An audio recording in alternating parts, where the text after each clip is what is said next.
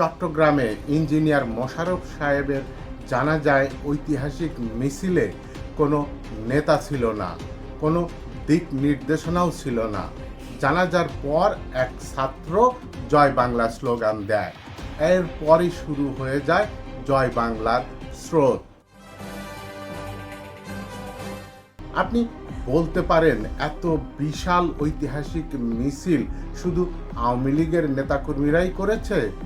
না, এই ঐতিহাসিক মিছিলের মূল স্পন্দন ছিল সাধারণ মানুষ, ছাত্র, শ্রমিক, জনতা।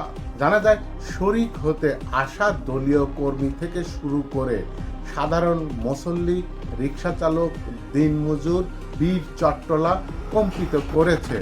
হাজার হাজার লোক জয় বাংলা, জয় বঙ্গবন্ধু স্লোগানে গলা মিলিয়েছে।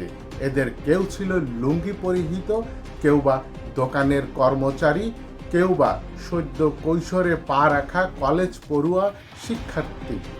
মিছিলে অংশ নেওয়া এইসব হাজার লোককে আপনি যদি আওয়ামী লীগের নেতাকর্মী বানিয়ে দেন, তবে সাধারণ জনগণই আওয়ামী লীগের নেতাকর্মী। আওয়ামী লীগের তৃণমূল এই জনতার সাথে নিয়ে যেভাবে বীর চট্টলার রাজপথ কম্পিত করেছে তা ইতিহাস হয়ে থাকবে।